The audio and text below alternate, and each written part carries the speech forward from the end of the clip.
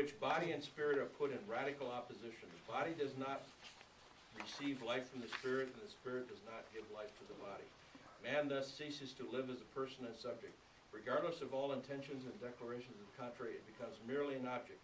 This neo-Manichaean culture has led, for example, to human sexuality being regarded more as an area for manipulation and exploitation and as the basis of that primordial wonder which led Adam on the morning of creation to exclaim before Eve, "This at last is bone of my bones and flesh of my flesh." Manichaeism, what do you know about that? There's only, it's 3rd century. Mani was a Persian, and he came up with that. Basically, it's a dualism, dark, light, God, Satan, they're both equal, and they're both having at this kind of thing.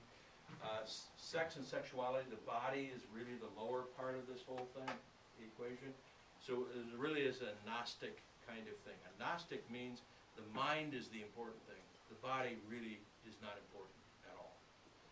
And Wojtyła is, in his theology of the body, is saying the exact opposite. Let's keep going. Well, is he really, John? What? If he was saying the exact opposite, he would be saying the mind isn't important at all. It's all of the body. Oh, he would be saying that the mind and the body are one, and that there's no dualism whatsoever there. There is no such thing as dualism. There's an integrated kind of thing. Now, of course, that brings us to the problem of death. We actually see a dead body, right? But it's not the same as what it was alive. There's something different. There's a radical change. And so we don't know what the person is dead, but we believe, along with St. Thomas Aquinas, that the soul, which exists after death, the intellectual soul, is not completely fulfilled until it rejoins its body, because it's not made to be apart from the body. Okay? So that's St. Thomas. Now, we get into Kant's anti-Trinitarian personalism on 44-45. Now, that's very interesting. When we're talking about autonomy and heteronomy and this kind of thing, what is the worst despotism that Kant can think of? I'm going to give you 2 examples. You give me the worst. Do you have a son, Byron? Yes. Okay. You love your son? Yep. Okay. Your son loves you? Sometimes. Sometimes. Okay, Byron. What's... Doesn't like you. Okay. Oh, Anna was listening, wasn't she? Yeah. Okay, I like it. You know, yeah, okay. Okay. So maybe this is a bad example, but anyway, Too bad he's not you here. know, if you asked your son to do something for you, would he possibly say yes? Yes, possible. Possibly, yes. Okay. It goes back to that All right. parable we had 2 weeks Yeah. ago about the one said yes, the one said no. Yeah, yeah. You never know which one he's gonna be. Okay. So, if he were a slave now, he would say yes if you asked him, Yes. right? Which is the worst despotism? You know what despotism is. I mean, it's this guy or woman saying, you will do what I tell you to do. I'm a despot. You are my minions.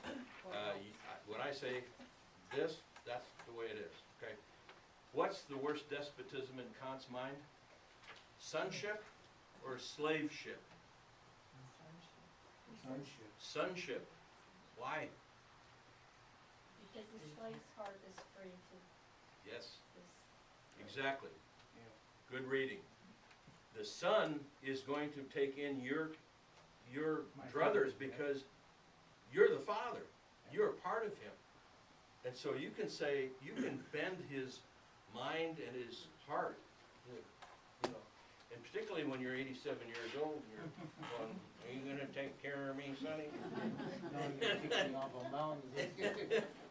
But you see what I mean. But a slave can say yes, but not mean yes. In other words, a slave can be free in the heart, whereas a son may not be free in the heart. So Kant, when he looks at the Trinity, is looking at something we don't even understand at all. He's looking at the Trinity and the love between Father and Son.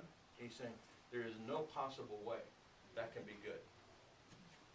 There's No possible free- way. There's no free will Not there. at all. There is no free will there. The Son follows what, when the Father says this is what's gonna happen, the Son says, amen. I guess he could get that from the cross. Oh, indeed. See, and that's how bad it is, see. So Immanuel Kant is sitting there and looking at that and saying, oh my goodness gracious. Anybody who follows that kind of thing is just nuts. And that's precisely what we follow. Because that's the way we see the Trinity, as self-giving. And not only self-giving, but the Word made flesh, it's all, it was given, all of it was given. So then he comes to marriage, Kant comes to marriage and says, well, if you have to have marriage, I mean, if you have to have sex, then the only place where sex is any good is where? In marriage. One man, one woman. Why? Because if I have to give up myself as property and be an object of somebody else's sexual pleasure, then if there's a quid pro quo there, then that's the only possibility that it could be any good. I mean, that's not even any good, but, you know, it's the best we could do, okay? It's the best we could do. But he also said that Yeah, he didn't like the desires because the desires control you. and Absolutely. he was a control freak from what I gathered. Absolutely.